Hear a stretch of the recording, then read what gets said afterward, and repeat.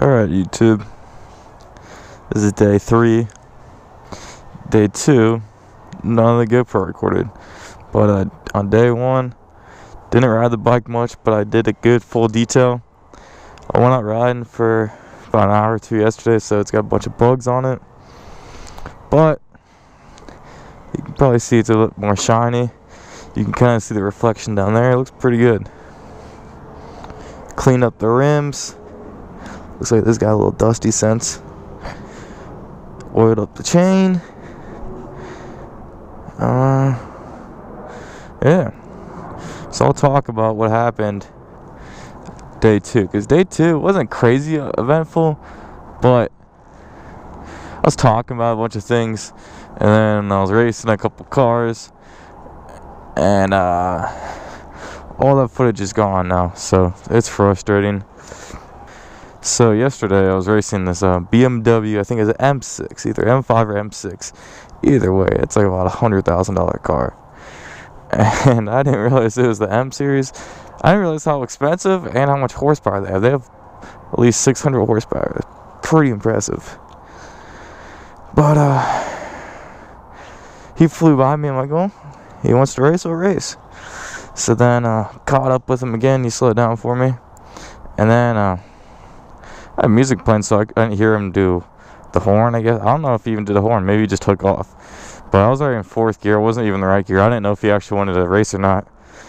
So then when he took off, I took off. So he had a little bit of lead on me. And I was in the wrong gear, so he pulled away. But he drove that thing pretty crazy. Faster than I ever drive this thing, you know. Even if I had the power, I wouldn't trust the handling that well. So before I take off on the bike, when I first show off a little work I'm doing on my car. So it might not look much to you, but this car, the whole time I owned it, was filthy. Had all this crap in here, and that stuff is still I haven't been able to get out. But yesterday I spent a couple hours, had a bad day, bad past couple of days, and cleaning my bike, cleaning my car, I feel a lot better. But I posted a photo earlier, and I was really proud of my work, and I got a lot of compliments on it. So felt good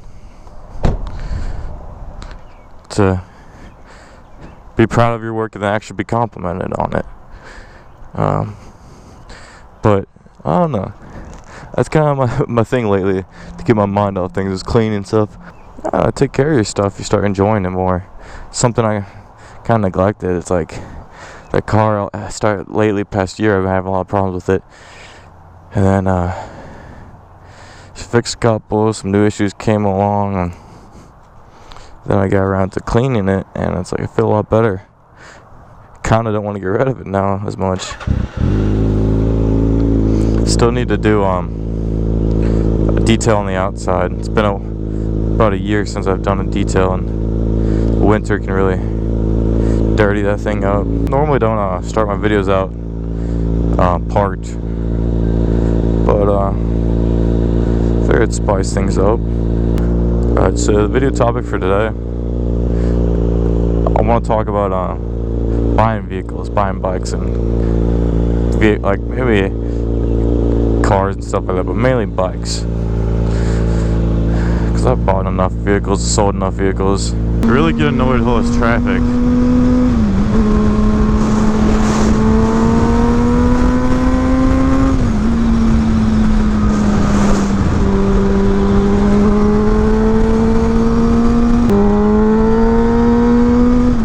It's like playing Frogger out here. So 80 degrees today, which is not crazy for Cincinnati at this time of the year, but just, it was 30 degrees. It was a low of 29 about a week ago, or within the past 7 days. I don't know what that was. There was a low of 29. It's ridiculous. The city can't make up its mind. So that's a 50 degrees difference within a week. So it's like you can be sweating your ass off 80 degrees outside, or it could be snowing a couple days before or after. I'm just gonna try to get on like one road away away from all these crazy people. The wind is still crazy though. I'm waiting for this wind to chill the hell out. Oh my god. Not only does it ruin my quality on the microphone, but blows me around all the time. So what I wanted to talk about was it buying a motorcycle, finding a good deal. I don't want to say I'm the expert. The experts honestly would be this guy like KR Cycles or SKR Cycles or something like that. I'm sure he's got a video about it. But he's a motorcycle dealer, and I like him because instead of buying all brand new from the dealer, he's about getting deals, getting cool bikes, because he buys the bikes, they're his bikes. He sells them, but they're his bikes. He can ride them all he wants until they're sold, or if he decides not to sell them. That guy's gone through plenty of bikes. But me having sold a couple, bought a couple, 5-0. What does this guy do? I feel like I've got enough expertise. I've got some, I don't want to say killer deals, but some good deals in the past. A lot better than when I started buying. I started getting better at deals. But yeah, like 3 or 4 or 5 maybe some tips. I wouldn't make it more organized. I made this video 2 times already, but the last time the audio was bad. If I miss anything, I'm gonna insert audio from that day. But big thing is find out what bike you want. Find the top 3 bikes you want. So get your number 1 bike and try to find the best deal for that bike. And if you're new to bikes, you don't know anything about bikes, go find the Kelly Blue Book or NDA or whatever the heck it's called. NADA, N-A-D-A, some guides. Find out what that bike is valued at, what it's worth, and that price is your price. You're gonna stick to that price. You're not gonna pay $1 more than that bike. No matter what, don't pay $1 more than that bike. Even if this bike is brand new, don't pay anything more than that price. So what you're gonna do is you find that dream bike and find 4 or 5 bikes in your area. And maybe if you can't find that, find 3 bikes and like 2 a little bit out of your area. And by area, I mean within about less than 150 miles. Maybe 200 miles if it's a really good deal. But find some good ones that are worth an hour drive to buy. And honestly, if it's a killer deal and you can't get it home and you can't ride it back, literally buying a U-Haul to tow it back might be the best option, you know. If it's that much better than bikes in your area, maybe it's worth doing that.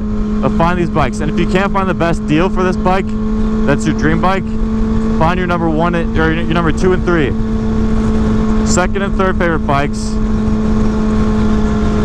that you'd like to buy. Same thing, find a big number of those, find some good deals. You know, maybe that dream bike you can't get a good deal on, but say the 2nd or 3rd like favorite bike, you get a killer deal that's thousands of dollars cheaper than what you wanted to spend on your dream bike, and it's almost as much fun, you know, almost meets all of your expectations, but you're saving a lot of money. I say go for it. So you got all these options. You should have at that point about 15 bikes you're looking at. Say 10 to 15 bikes you're looking at that point. Another point I wanted to add, mods don't add value. So if they've got a bunch of mods on it and they're trying to say it's worth all this and that, you say that doesn't add value to it. You say I don't care about this mods, it doesn't add any value to me. You can definitely enjoy these mods. If it's a power commander and a new exhaust and all these, you can definitely enjoy it, and for you it might be worth it, but they're not going to add value to a regular customer, you know. If they put all these shitty cheap mods on, look them up before you buy it, because you don't want to have the idea that all these shitty cheap mods are actually a lot worse than you thought, and you thought they're actually way better. When you're buying a bike, say I want a ZX6R, just like I bought this one. This is the same process I did when I bought this bike. I got a good deal on this bike. It's an expensive bike, and I could have paid a lot more. I still paid a good amount, but I think I got a great deal. It takes skill and buying. So where I buy my motorcycles, or where I find them and sell them, I sold 2 motorcycles, or maybe just one. I sold 1 motorcycle through Facebook Marketplace. I bought 2 through Facebook Marketplace. That's where most of my friends buy them, I believe. But find the bike you want and get like 4 to 6 bikes of that bike you want. Different color variations, different year variations. But find the generation you like. Like they make a 600cc version of this, and they make a really old 636 version, and then the newer 636s. I wanted the new 636s, so that's the generation I picked. So when I was looking for bikes, I got about 5 to 6 bikes of the same generation, and I compared them by price, miles, condition, like if they're scratched, dropped, whatever.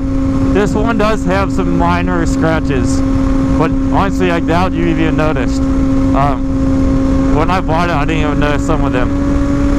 But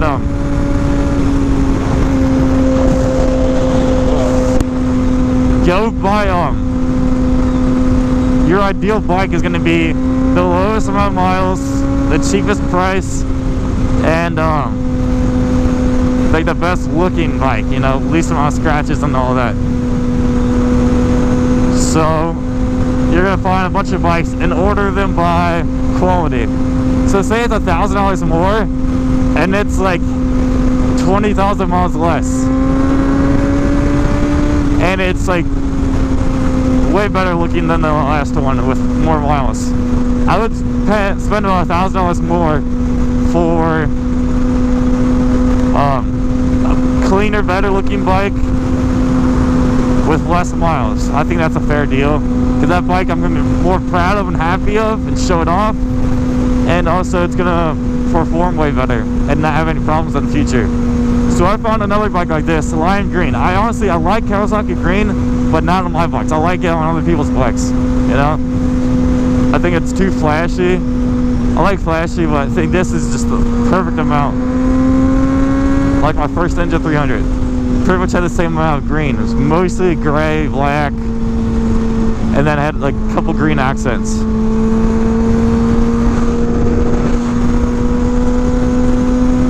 There's a cop. So, what's up, dude?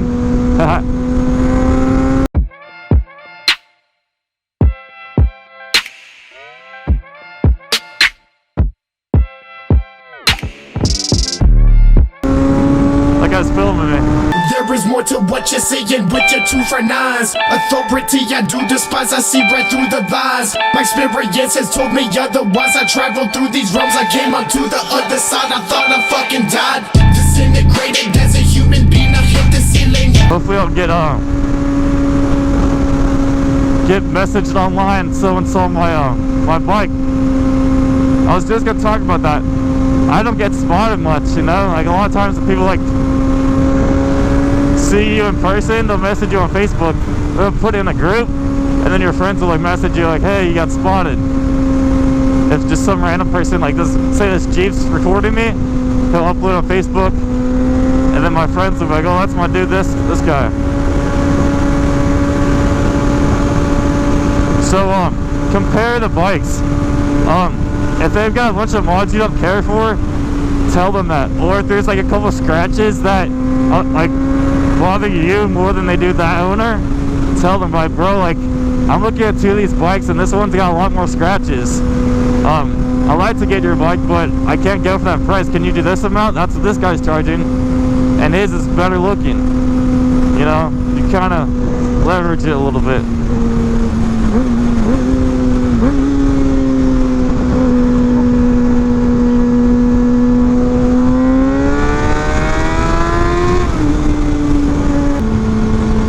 Another point I want to make. Oh, a bunch of traffic coming up. Another point I want to make. When you're buying a bike, if you wanted the best bike and you want a nice, clean looking, beautiful bike, just buy new.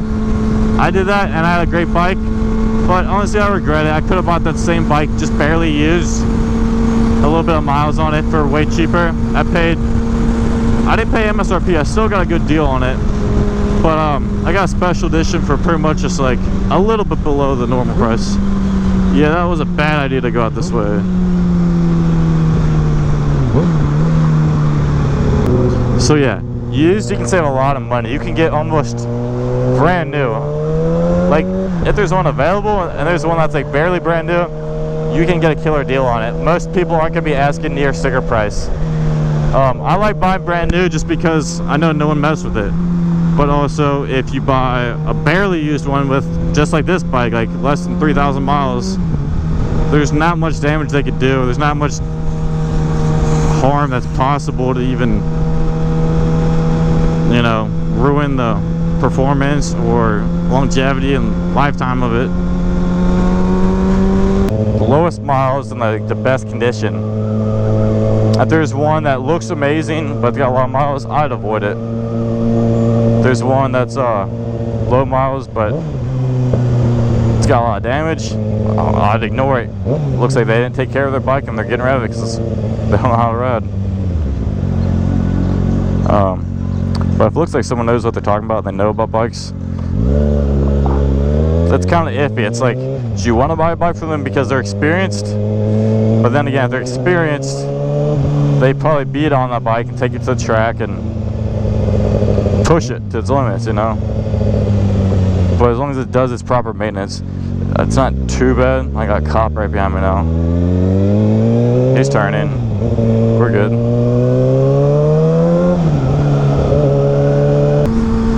Beginner bikes. Bikes to start out on, or like a second bike to start on after your beginner bike. God, can you hear the bike engine? That chick's been in my videos in that red car.